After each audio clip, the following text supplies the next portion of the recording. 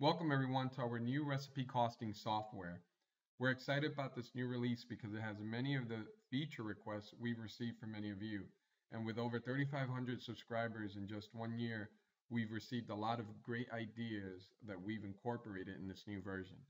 So what's new? We've improved the centralized food order guide.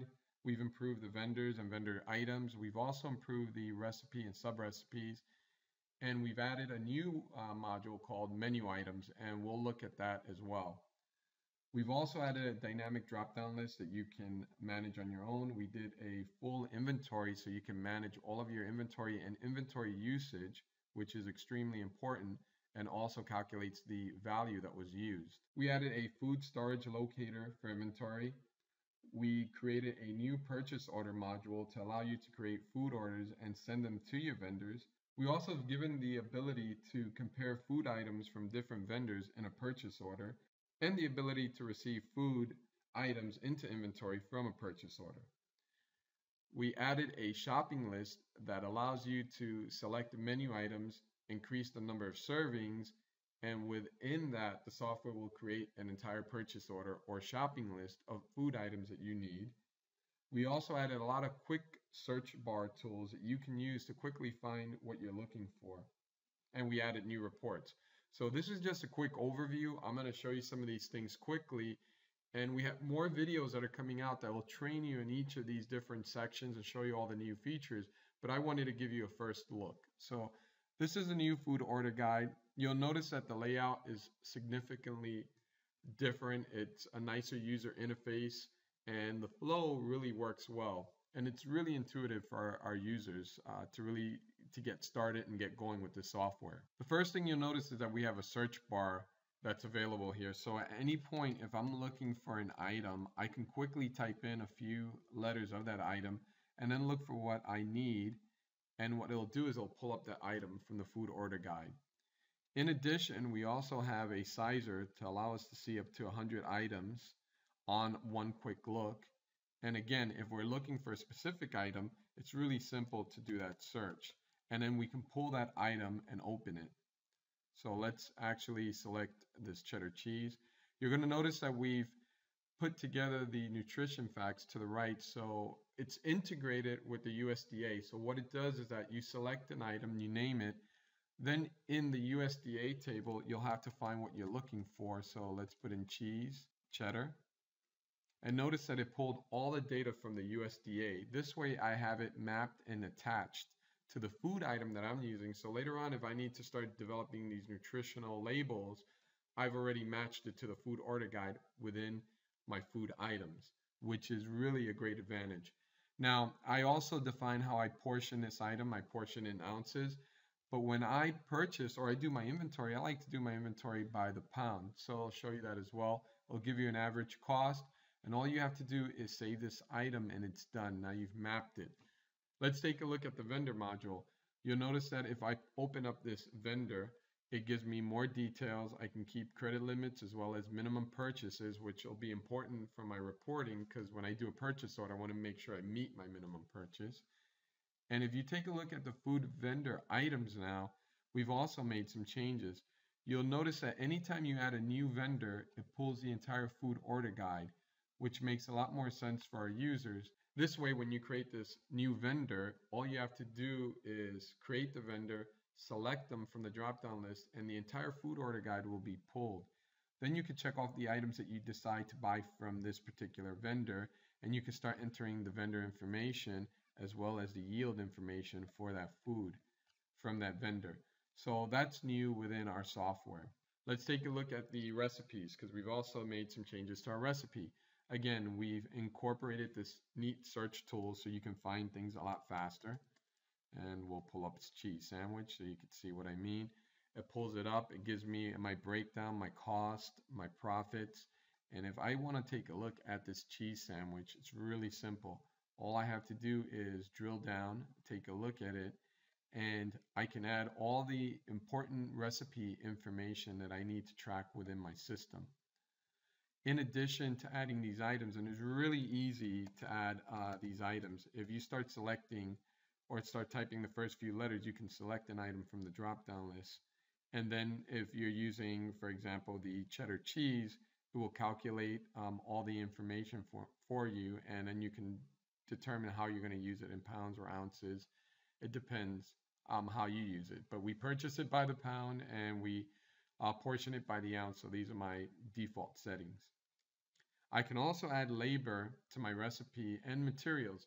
This is a very important part of your recipe because you need to know, how much labor am I putting into creating this big batch of soup or whatever it may be, and what type of materials am I using to package it. And that can all be part of your recipe cost so you can understand it. Now, this becomes really significant when you're creating sub recipes and recipes and you're combining them. And we'll take a quick example here. So if I'm creating a vanilla frosting as a topping and I need to add items here or sub recipes, I can do it. So I create this quickly, this sub recipe within my system, but I can also add that sub recipe into any of my recipes. So if I just go quickly here and I need to add vanilla frosting, notice that that sub recipe now appears and I can start defining how I'm using that sub recipe. Menu items. Menu items are neat because it gives us an opportunity to start looking at our menu cost. So as we start to develop our items, we're going to be using recipes. We may make a batch of 30 pounds of tomato soup, but we're serving it in ounces. So I'll get a bowl and we'll serve it up. And this is a great place where you can start looking at all your true costs. In addition, you may, besides just doing a recipe, a soup recipe, you may have a food item like a side of bread goes with it and part of that has butter. All these costs become significant when you're costing out your menu items. And it all begins with your recipe and your sub recipes. And recipe costing is a great way to track all of that. So let's take a look at purchase orders. Purchase orders gives us the opportunity to create a purchase order for a vendor and to compare cost. So I want to take a look at, for example, this cheddar cheese again. I'm going to narrow down my search. And notice that the software found 2 vendors that I buy it from, and it has my most updated cost, which is from this vendor, and it's 0.159, where my other vendor is selling it to me for 0.168. So at this point, the software has already selected and highlighted the least expensive item that I need, and all I have to do is just add it. And again, we're going to have a lot more detailed videos on how to use these features. This is just a quick overview to show you what's coming up in our new version. So those of you who are already paying or those of you using our free version, you'll have this new look and feel. But these features that we're looking at today are for our paid users. So let's take a look at shopping lists. Why is shopping lists so important? I'll tell you why. If you're going to do a layered cake, a chocolate layered cake, which is part of your menu item, you may want to set up a serving size of 100. And what the software will do is that it will take a look at the menu items and it will check what's being used, how many ounces of flour, eggs. And when you add this to your list, software will automatically generate a shopping list of all the items that you need to make this layered cake for 100 people. And it's a great way because it starts preparing your purchase order so that you know exactly what you need to buy. And it will list it out, and you can use this to go shopping or to send it to your vendor. So another neat tool that we provided. Finally, we've updated the report engine, and the report engine will allow you to do a lot of what we're doing today. We have more reports coming out in this new release. And just like you do today, it's really simple. You select what you're looking for and you generate the report and it'll pull it for you. And then you can actually take this report and you can export the report in different formats. So for example, you can export it in Excel, PDF, or Word. If you're currently a paying subscriber, then you will be upgraded to the new version at no extra cost. Your $10 a month has been locked in. We are upgrading all paid users by December 17th, 2012, so you'll have the new version to use and to work with. We take the existing data that you have and we just upgrade it, and you have the new upgraded software. For those of you who are using our free version, we are offering a special price to all of our current subscribers that are using our free version. If you registered for the paid version by Friday, December 8th, we will lock in your subscription as well for $10 a month. And you will receive the upgrade December 17th, 2012, just like all of our paid subscribers. After December 8th, anyone registering before December 31st can lock in their subscription at $15 a month. And starting January 1st, Recipe Costing subscriptions are going to go up to $20 a month. So this is a great opportunity right now to lock it in.